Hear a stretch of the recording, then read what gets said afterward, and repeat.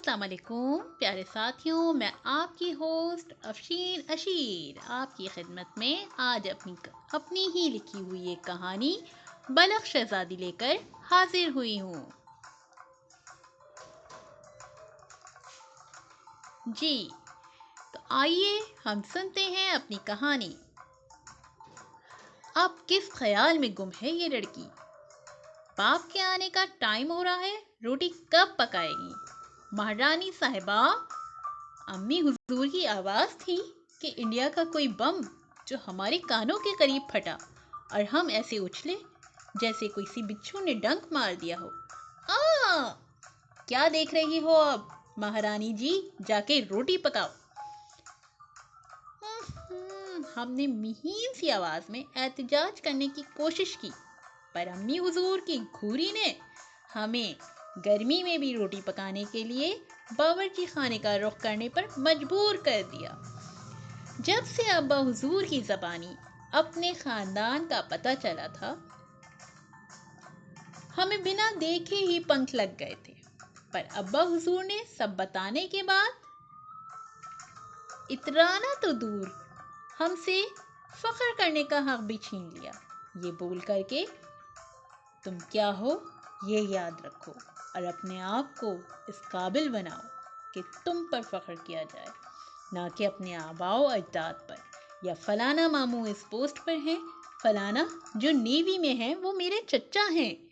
इसलिए हम थोड़ी देर के लिए खुद को बलख शहजादी तस्वर कर करके अपने कनीज़ों के साथ बाग में चहलकदमी करने जाने का सोच ही रहे थे कि अब्बा हुजूर की नसीहत और अम्मी हुजूर, जो वैसे ही इस बात पर अब्बा हुजूर से खाइफ हो चुकी थी कि क्यों हमें बताया कि हमारा ताल्लुक़ एक शाही ख़ानदान से है, अफ़गानिस्तान के शाह बलख की नस्ल में हम भी शामिल हैं, और ख़ास हमारे दादा हुजूर MBBS डॉक्टर।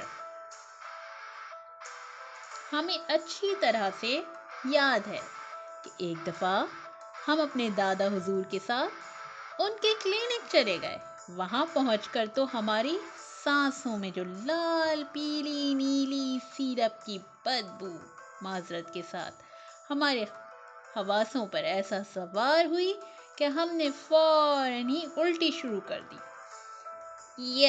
हमारे दादा हुजूर ने हमें दुकान से चीज़ दिलाकर हमें बहलाने की बहुत कोशिश की, पर हमने ऐसा रोना डाला कि घर वापस छोड़ कर ही आए। वो तो शुक्र हुआ कि हमारे अब्बा हुजूर को पीछे से अम्मी हुजूर ने इनकी उस वक्त की 1 to 5 साइकिल पर भेज दिया था कि हम चले तो गए हैं पर ज़्यादा देर नहीं रुक सकेंगे।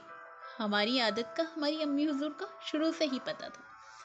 अब्बा हुजूर को देखकर जान में जान आई, और दादा हुजूर जो हमारे रोने से परेशान हो गए थे, हमें साथ लाने पर पछता रहे थे, शुक्र का सांस लिया और हमें अब्बा हुजूर के साथ रवाना कर दिया।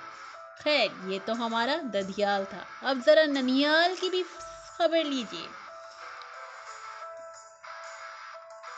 हमारी नन्ना हुजूर के अब्बू हकीम और वलीउल्लाह गुजरे हैं, और काफ़ी किस्से हम अपनी नन्ना हुजूर की ज़ुबानी सुनते रहते थे। और नाना जान के अब्बा जागीरदार थे। अब इतराना तो बनता है ना हमारा।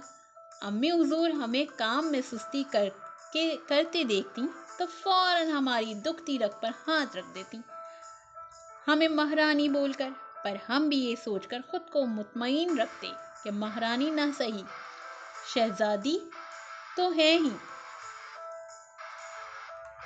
अगर जो बलख शाह तख्त व ताज को यूं छोड़कर हिजरत ना करते तो हम भी आज शहजादी होते।